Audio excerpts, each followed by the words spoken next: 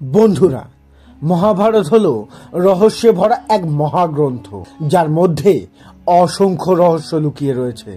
একটি রহস্যের সমাধান বার করতে গেলে আরো অন্য অনেক রহস্য আমাদের সামনে চলে আসে। সেই সকল রহস্যগুলির মধ্যে একটি রহস্যের কথা আজ আপনাদের সামনে প্রস্তাবনা করতে চলেছি।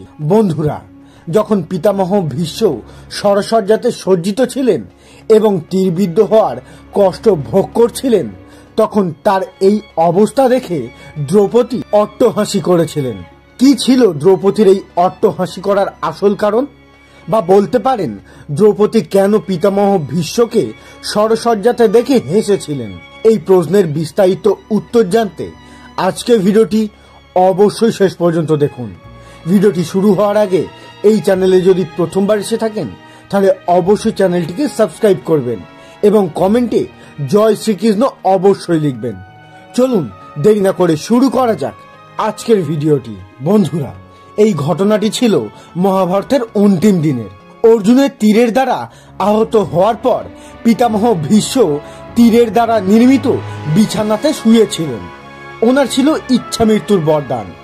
ওনার মৃত্যু ততক্ষণ সম্ভব ছিল না যতক্ষণ না তিনি নিজে চাইবেন। এই অসহ্য যন্ত্রণা পাওয়ার পরেও তিনি মহাভারতের যুদ্ধের শেষ পরিণতি নিজের চোখে দেখতে চেয়েছিলেন। আর এই অবস্থাতে থাকা পিতামহ ভীষ্মকে দেখার জন্য মহাভারতের যুদ্ধের শেষ দিনে সকল যোদ্ধারা দেখা করতে আসেন তার সাথে। সেই সাথে দ্রৌপদীও আসেন সেইখানে এবং এসে জোরে জোরে হাসতে থাকেন। পিতামহ ভীষ্ম কৌরব ও পাণ্ডব দুই পক্ষের জন্যই সম্মানীয় ব্যক্তি ছিলেন। এমন পরিস্থিতিতে দ্রৌপদীকে হাসতে দেখে সেই স্থানে উপস্থিত সকলেই অবাক হয়ে যান। সকলেই ক্রোধিত নজরে দ্রৌপদীকে দেখতে লাগলেন। দ্রৌপদী তবুও হাসতে থাকলেন। তখন যুধিষ্ঠির এই হাসির কারণ জিজ্ঞাসা করলেন। তখন দ্রৌপদী বললেন, আজ যে পিতামহ ভীষ্ম সকলকে মূল্য, আদর্শ এবং জ্ঞান দিচ্ছেন, ওনাকে জিজ্ঞাসা করুন তখন ওনার আদর্শ কোথায় গিয়েছিল? যখন দুঃসভাতে আমার বস্ত্র হরণ করেছিল দুর্যোধন, পিতামহ তো তখন সেই স্থানেই ছিলেন, আর তিনিও জানতেন যে যা হচ্ছে তা ভুল হচ্ছে। তাহলে তিনি কেন চুপ ছিলেন? কোথায় ছিল তার এই আদর্শ আর মূল্য?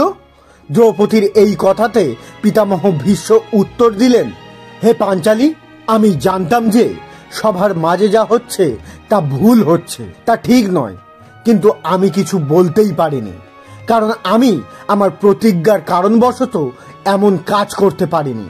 সেই সময় আমি কৌরবদের নুন খাচ্ছিলাম। আমার উপরে সেই নুনের বোঝা ছিল।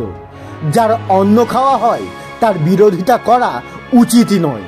সেই অন্ন আমার কথাকে বশ করে রেখেছিল আর আমাকে কিছু বলতেই দেয়নি। এই কারণে আমি সেই সময় চুপ ছিলাম।